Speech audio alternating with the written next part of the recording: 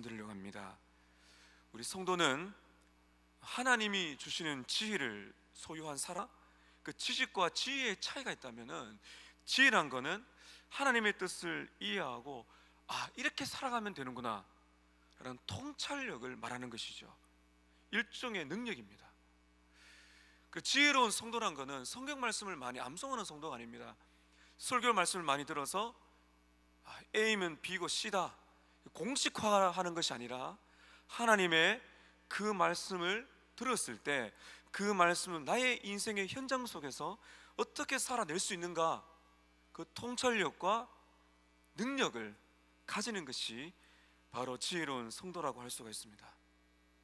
이 잠언은 이 지혜를 가르치죠. 전체를 지혜 있는 자의 모음집이라 할 수가 있는데, 오늘 본문을 통해서 저는 두 가지를 연결해서 여러분께 말씀을 드리려고 합니다. 지혜로운 자는 어떻게 살아가는가, 어떻게 지혜를 배울 수 있는가. 여러분, 하나님은 우리의 여러 인생의 삶의 정황을 통해서 우리에게 지혜를 가르치십니다. 우리의 지혜는 자라가야 됩니다. 신앙이 성숙한다는 것은 이 지혜로운 사람이 되어가는 것이죠. 또 우리가 이 말씀을 읽으면서 대비를 하셔야 됩니다. 내 인생 속에 하나님 말씀을 보니까 내 인생에는 이러이러한 삶의 정황이 오는구나, 이런 상황을 겪게 되는구나. 그때 이 성경 말씀을 미리 알고 깨달은 사람들은 그 어려운 순간에 그 삶의 정황 속에서 그 지혜를 발휘할 수가 있다는 것입니다. 레이몬드 오틀런드라는 목사님은 솔로몬에게 길을 묻다라는 이 잠언 설교집이 있는데, 거기에 보시면 오늘 이 본문을 가지고 이렇게 제목을 잡았어요. 삶의 극한에서 만나는 지혜다. 삶의 극한이 무엇입니까? 극과 극이 있습니다. 쉽게 말하면 어떤 것입니까? 일이 잘 될 때가 있다는 것이죠. 빌립보서 제가 사장의 말씀을 드렸는데, 우리는 풍요로울 때, 또 고난 받을 때 오늘 그대로 우리에게 말씀합니다. 성경의 원리는 다 통한다는 말씀이시죠. 극단이 있습니다. 어떨 때는 풍요롭고 잘 되고 무엇인가 탁 손에 쥔 것 같은데, 어떨 때는 고난과 고통과 쓰라림, 그 두 가지가 있다는 것이죠. 하나는 삶의 달콤한 때가 있는 것이고, 또 하나는 삶의 쓰라릴 때가 있다는 것입니다. 이럴 때 우리는 어떻게 지혜를 배울 수 있는가? 오늘 9절과 10절을 보시게 되면, 이 9절과 10절은 바로 우리의 인생이 달콤할 때입니다. 내 재물과 내 소사물의 처음인 열매로 여호와를 공경하라. 그러면 내 창고가 가득히 차고 내 포도즙의 틀에 새 포도즙이 넘칠 것이다. 반면 11절과 12절 이어지게 되면 삶의 쓰라림을 말합니다. 여호와의 징계, 꾸지람, 이러한 우리의 고난이 있다는 것이죠. 이렇게 9절과 10절과 11절 12절을 연결한 것은, 이것은 잠언 저자의 의도가 있다는 것이죠. 절대로 우리는 한 면만 보아서는 안 됩니다. 여러분, 우리의 인생 속에는 얼마나 많은 정황이 있습니까? 이 많은 정황을 극단적으로 딱 나누면은 풍요와 고통, 이것을 우리가 인생을 겪게 되는데 지혜가 필요하다는 것입니다. 오늘 본문을 바르게 이해하기 위해서는 5절부터 7절까지를 여러분 보십시오. 오늘 이 본문을 조명할 수 있는 바로 열쇠라고 할 수 있습니다. 지혜로운 자는 어떤 자입니까? 너는 마음을 다하여 여호와를 신뢰하라. 어떤 사람이 지혜로운 자입니까? 하나님을 신뢰하는 사람입니다. 그 다음에 무엇을 의지하지 않는 사람이라고요? 내 자신의 명철, 내 자신이 똑똑하다는 것을 의지하지 않는 사람입니다. 마치고 주시면 됩니다. 그 다음에 6절, 범사에 누구를 인정하는 것이라고요? 하나님을 인정하는 것이 지혜로운 자라는 것입니다. 그리하면 하나님 우리의 길을 지도하신다는 거죠. 그 다음에 7절 보세요. 무엇을 스스로 지혜롭다고 여기지 않는 사람. 자, 여러분, 두 가지가 나오죠. 지혜로운 사람 어떤 사람입니까? 하나님을 절대적으로 인정하고 그분을 신뢰하는 사람입니다. 그 하나님을 의지하고 신뢰한다는 것은 무엇을 의지하지 않는다는 것입니까? 나 자신의 명철함, 내 스스로는 똑똑해, 나는 이렇게 살아갈 수 있어 라고 말하는 자기 중심성의 이 자기의 지혜를 의지하지 않는 것이 바로 지혜로운 사람이라는 것이죠. 여기에서 오늘 이 본문 9절에서 12절 말씀이 이게 조명이 됩니다.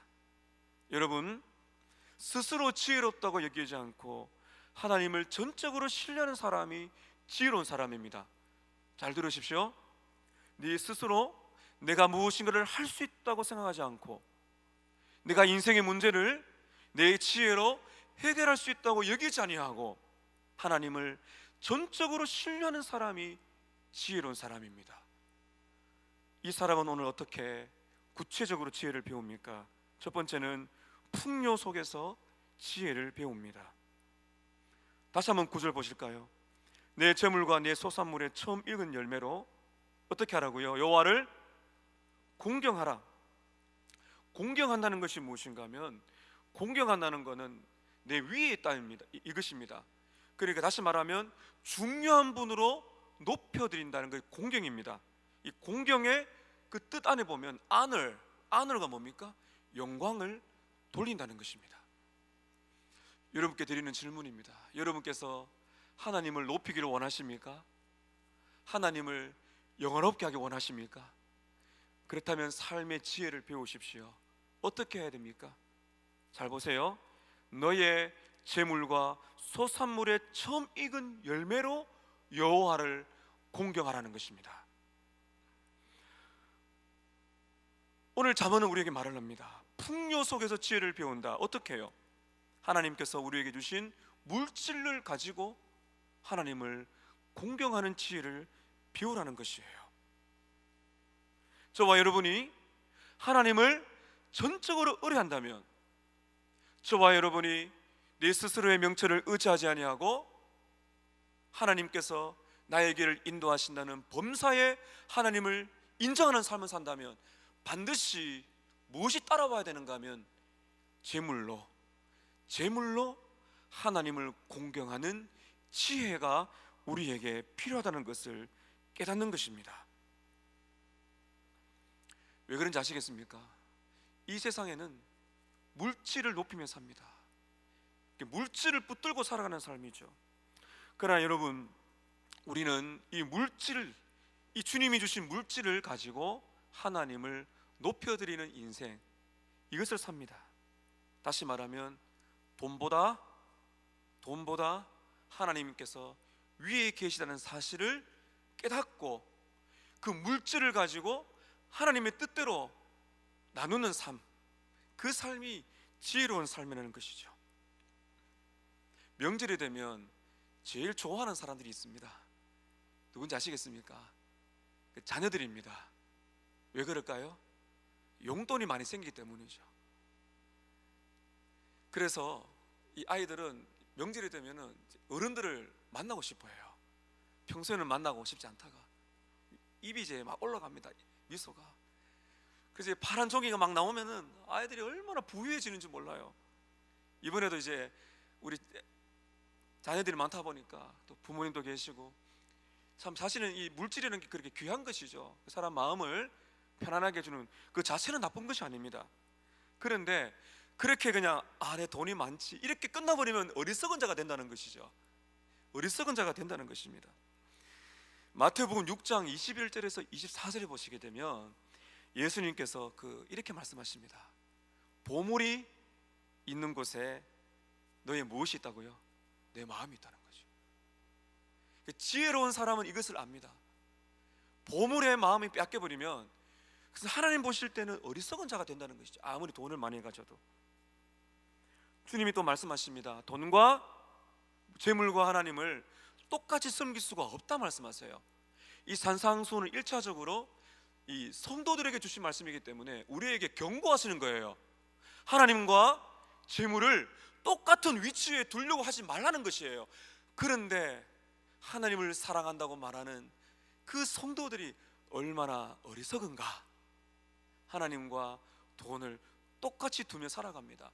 그렇지 않다고 말하지만 그 사람의 이 돈을 쓰는 것을 보면 지혜로운 사람인가 어리석은 사람인가를 알 수가 있다는 것입니다. 여러분, 어리석은 사람은 돈에 마음을 빼앗깁니다. 그러나 지혜로운 사람은 오늘 말씀 잘 보세요. 너희의 재물과 소산물의 처음 익은 열매로 여호와를 공경하라. 자, 그렇다면 여러분, 우리는 어떻게 물질로 하나님을 공경할 수가 있습니까? 다시 말씀 보세요. 9절에 너희의 재물과 내 소산물의 어떤 열매로요? 처음 익은 열매로. 이 농경 사회를 바탕으로 이 말씀이 주어진 것입니다. 그 당시에 농사를 짓게 되면 추수를 합니다. 처음 익은 열매를 하나님 앞에 드리는 것이죠.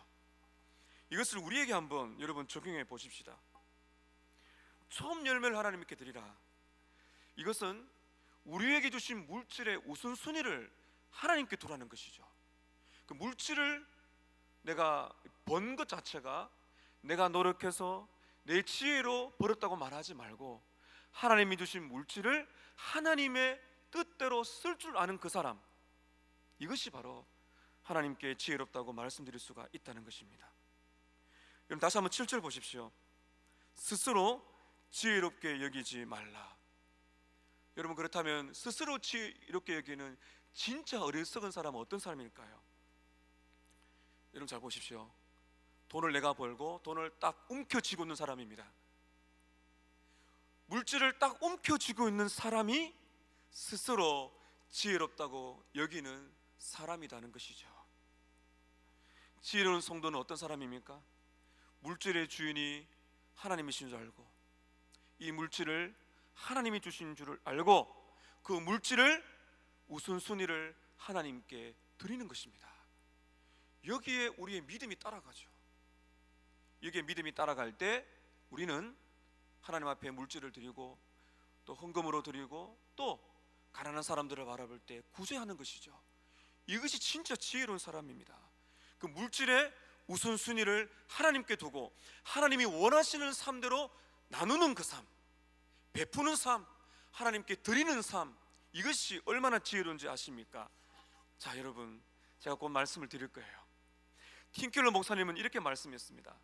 돈을 사랑하고 돈을 과시하고 돈에 지배당하는 것을 벗어나기 위해서는 하나님께 돈을 드리고 가난한 사람들을 도와주는 것이 지혜롭다 말씀했습니다. 돈은 우리를 장악하려고 합니다. 돈은 우리를 사랑하게 만듭니다. 그것을 이기기 위해서는 돈을 베푸는 것이죠. 이것이 지혜라고 말합니다. 총신대 이관직 교수님은 이렇게 말합니다. 탐욕이라는 치명적인 죄에 빠지는 것을 막는 백신이 무엇인가 하면 돈을 흘려보내는 것이다. 사랑하는 성도 여러분, 하나님은 우리들에게 각자의 주신 돈의 분량이 다릅니다. 절대로 여러분 비교하지 마세요. 그런데 하나님이 여러분들에게 물질을 많이 주셨다면 그 물질은 나누는데 더 많이 나누라고 하시는 것으로 물질을 주셨다는 것을 믿으시고, 이 물질을 하나님께 드리고 나누는 그 삶을 사셔야 됩니다. 이것이 왜 지혜로운지 아십니까? 10절 보세요. 하나님 약속이 어떻습니까? 한번 같이 읽어볼까요? 10절 시작. 그리하면 내 창고가 가득히 차고 내 포도집에 새 포도즙이 넘치리라. 하나님께서 어떤 약속을 하셨습니까? 그리하면 내 창고가 가득히 차고 내 포도즙 틀에 새 포도즙이 넘치리라. 움켜쥐면은 사라집니다. 성도는 그렇게 살면 안 돼요.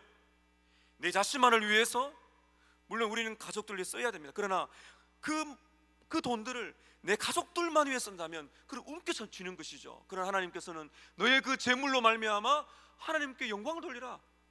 우리는 나눠야 됩니다. 우리는 주님께 물질을 드립니다. 어떤 약속하셨습니까? 그리하면 내 창고가 넘칠 것이다. 이것은 나누어 본 사람이 압니다. 여러분 한번 보십시오. 여러분께서 주님 주신 돈을 일정 분량을 떼어서 주님께 드리고, 또 마음이 감동될 때 힘들어하는 이웃들을 나눠보세요. 하나님 여러분들에게 어떤 것을 경험하는지 경험해 보셨습니까? 반드시 채워주신다는 것입니다. 이것이 지혜라는 거예요. 움켜쥐면 사라지지만은 베풀면은 하나님께서 채워주신다는 것입니다. 제가 오늘 이 말씀하기 전에 제 아내에게 물었어요. 여보, 우리가 지금까지 살아오면서 하나님 앞에 그리고 감동될 때 우리가 드렸을 때 어떤 것을 느꼈냐 물으니까 1초도 안 하고 바로 나오더라고요. 하나님께서 채워 주셨다는 것입니다. 이것이 지혜라는 거예요. 여러분의 시간을, 여러분의 물질을, 여러분의 관심을, 여러분의 눈물을 주님이 원하신 대로 흘려보내보세요. 하나님께서 오늘 분명히 말씀하셨습니다. 내 창고가 가득히 찰 것이다. 자, 여러분, 그렇다면 이것이 세상 사람이 말한 것처럼 부자가 된다는 의미는 아닙니다. 이 말은, 잘 들으십시오, 이 말은 더 많은 사람들에게 나눠주기 위한 물질을 또한 채워주신다는 의미입니다. 내가 나눴더니 하나님 나를 부자가 되게 하셨다는 그런 의미가 아닙니다. 여러분, 우리가 참 지혜롭게 이 땅에 이 물질을 흘려보내고 쓰고 선교사님께, 힘들어하는 사람들께 조금씩 감동되는 대로 나누다 보면 하나님이 채워주세요. 오늘 이걸 말하는 것입니다. 더 많이 흘려보낼 수 있도록 하나님이 그렇게 채워준다는 것입니다. 이것이 지혜라는 것이죠. 얼마나 지금 힘들어하는 때입니까? 그러나 여러분께서 나눠주게 될 때 하나님이 여러분의 창고를 더 많이 나눠줄 수 있도록 채워주신다는 것을 경험하시기를 바랍니다. 이 삶이 누구의 삶인가 하면 예수님의 삶입니다. 고린도후서 8장 9절입니다. 한번 따라 하십시다. 우리 주 예수 그리스도의 은혜를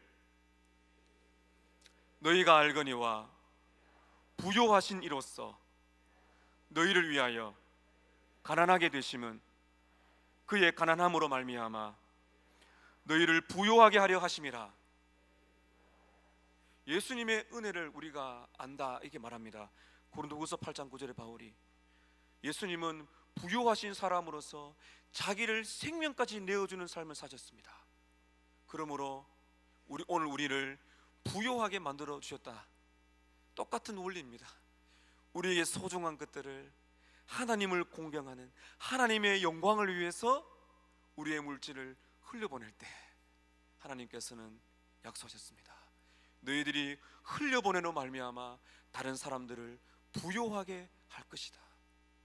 이것이 풍요 속에 있는 지혜라고 할 수 있습니다. 오늘 두 번째입니다. 우리는 고통 속에서 지혜를 배울 수가 있습니다. 제가 서두에 말씀드렸듯이 우리의 인생 속에서는 항상 두 가지가 극단적으로 존재하죠. 채워지고 달콤할 때가 있습니다. 그러나 인생은 항상 그렇지 않습니다. 인생은 쓰라리고 아플 때가 있습니다. 11절 한번 보실까요?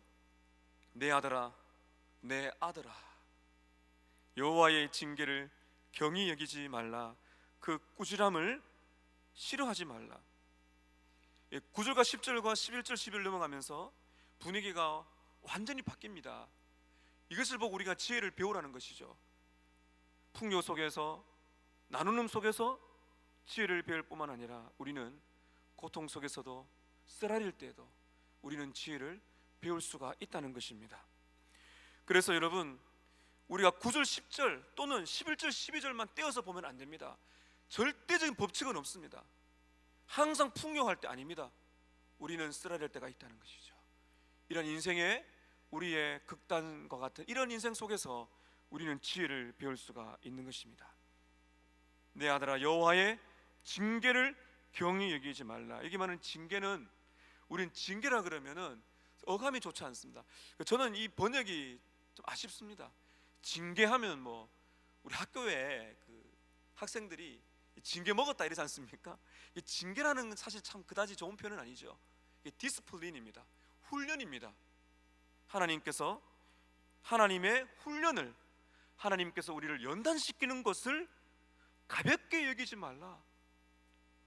그 꾸지람을, 책망을 싫어하지 말라, 섭섭하게 생각하지 말라, 이런 뜻이거든요.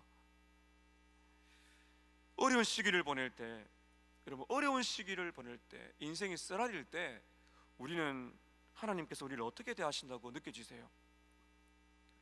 대부분 다 순간적으로 그렇게 느껴집니다. 우리 본성적으로 하나님이 나를 사랑하지 않는가 보다, 하나님께서 왜 나에게 이렇게 하실까, 이런 생각을 하게 됩니다. 그리고 이런 생각에 계속 머물게 되면 이런 생각에서 벗어나지 못하게 되면 우리는 어리석은 자의 삶에서 떠날 수가 없다는 것이죠. 오늘 지혜로운 신자는 어떻게 하라고 말합니까?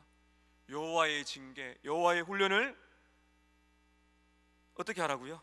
경히 여기지 말라, 가볍게 여기지 말라, 또는 멸시하지 말라. 하나님 왜 나에게는 징계를 주십니까? 여기서 끝나지 말라는 것이죠. 가볍게 여기지 말라, 멸시하지 말라, 이렇게 말씀하십니다. 지혜로운 신자는 어려움이 올 때 하나님의 책망을 어떻게 받아들입니까? 섭섭하게 싫어하지 말라. 왜 그렇습니까? 여러분 잘 들으셔야 됩니다. 고통을 통하여 우리는 지혜를 배우기 때문입니다. 오늘 본문을 통해서, 고난을 통해서 우리가 배울 수 있는 지혜가 무엇입니까? 두 가지를 볼 수가 있어요. 하나는 하나님의 마음을 알 수 있습니다. 우리를 향한 하나님의 마음을 깊게 깨달을 수가 있다는 것이죠. 다시 말하면 고난을 통해서 우리는 하나님과 더 가까이 갈 수가 있습니다. 여러분 12절 한번 읽어보겠습니다. 12절 시작.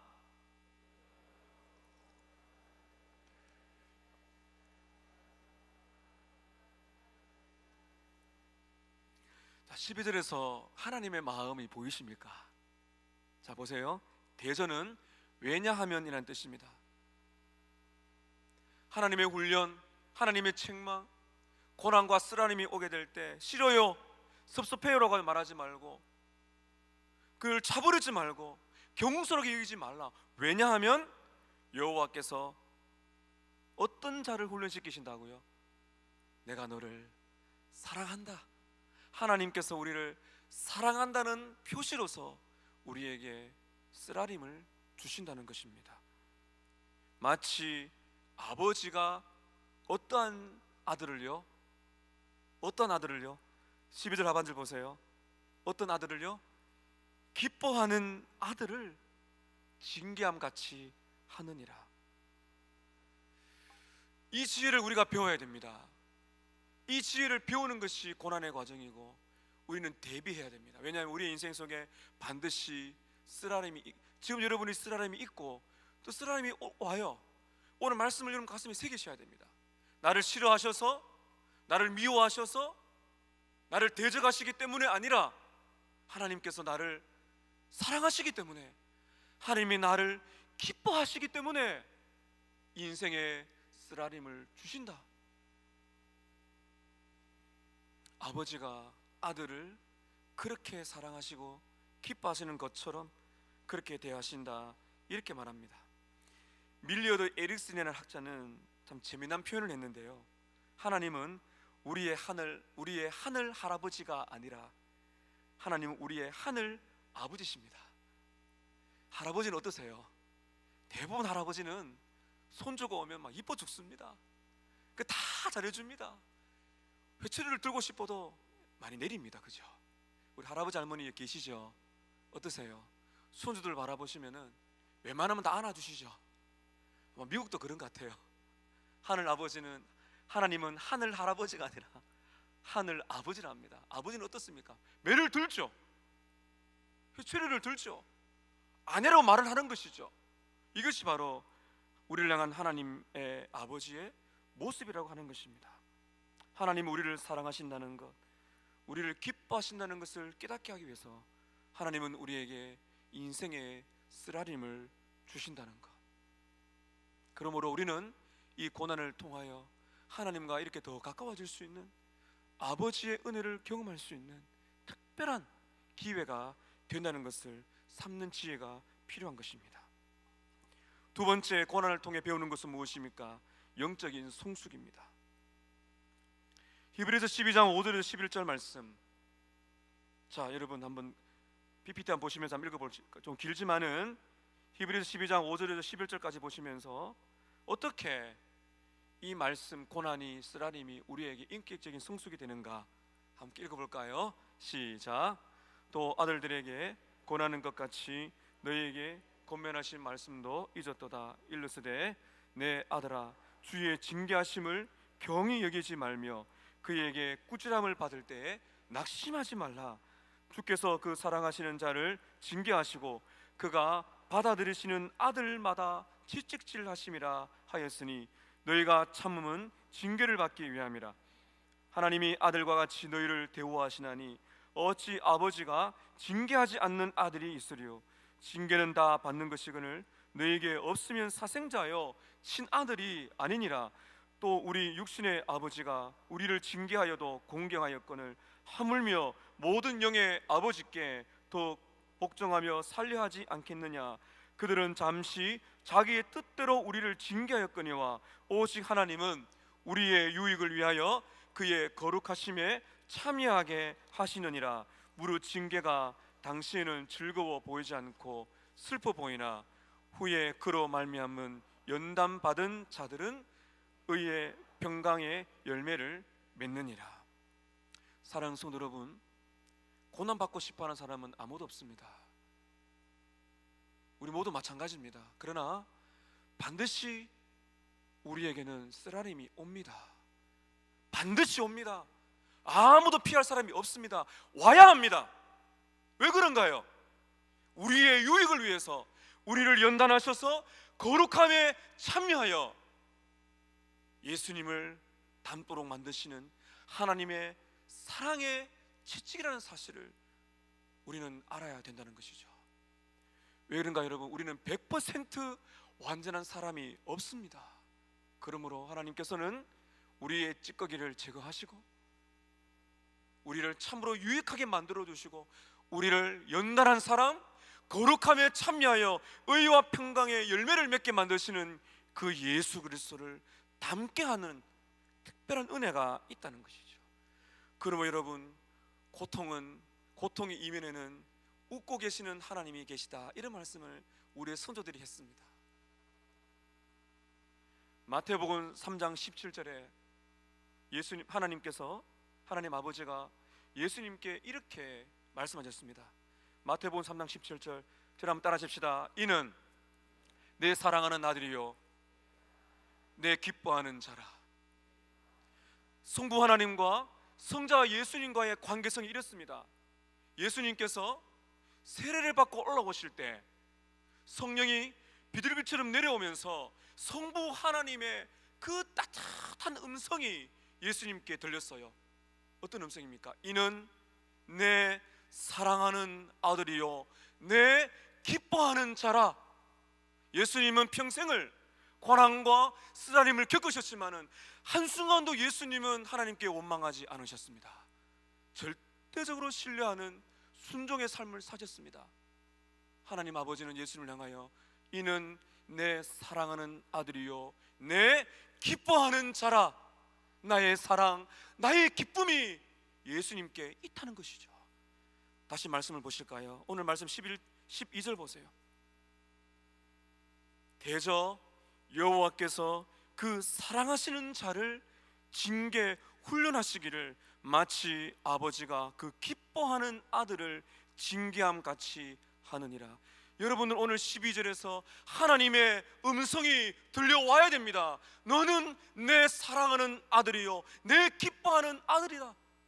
너는 내 사랑하는 딸이요 내 기뻐하는 딸이다. 하나님 아버지께서 예수님께 말씀하신 그 따뜻한 아버지의 음성이 오늘 인생의 쓰라림 속에서도 하나님의 뜻을 분별하려고 몸부림을 치는 성도의 귀전에 너는 내 사랑한 내 기뻐하는 자다.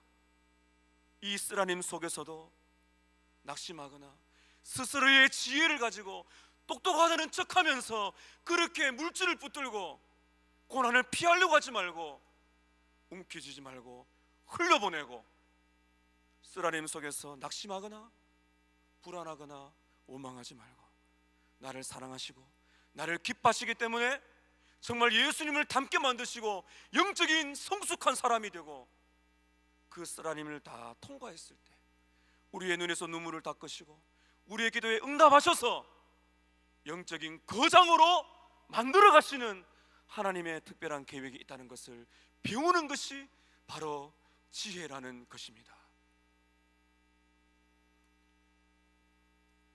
제가 유학을 할 때 한번 목사님의 가정에 3번 유선을 하셨어요. 그래서 마음이 아프더라고요. 아기를 가지면 유산하시고 자 기도를 같이 했었습니다. 유학을 마치시고 한국으로 돌아가셨는데 쌍둥이 둘을 놓고 또 아이를 하나, 그 3명의 아들 두시더라고요. 저는 그걸 보면서 하나님께서 참 이 유학의 시간에 참 그 목사님의 가정을 이렇게 연단하시고 또 하나님이 때에 따라 주신 것을 제가 보고서는 참 마음에 참 감사를 드렸습니다. 여러분에게 똑같은 일이 일어난다고 모르지만은 여러분 인생의 쓰라림 속에서 분명 하나님의 뜻이 있습니다. 어떻게 채우실지는 저는 모릅니다. 사람마다 다르지요. 그러나 여러분들은 하나님의 사랑을 받고 하나님의 기쁨을 받는 하나님의 자녀라는 사실을 잊지 마시기를 바랍니다.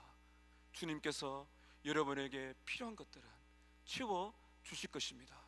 그것을 믿음으로 오늘 우리는 인생의 쓰라림을 가지고 낙심하지 말고 그 주님을 신뢰하고 주님을 기뻐하는 인생 살아가실 때 나를 사랑하시고 나를 기뻐하시는 하나님을 향하여 우리도 고백하게 될 것입니다. 주님, 나의 아버지, 저희도 아버지를 사랑하고 하나님 아버지를 기뻐합니다. 이 고백을 하게 되는 저와 여러분 되시기를 주님 이름으로 축복합니다. 우리 찬양하시고 우리 한번 기도하겠습니다.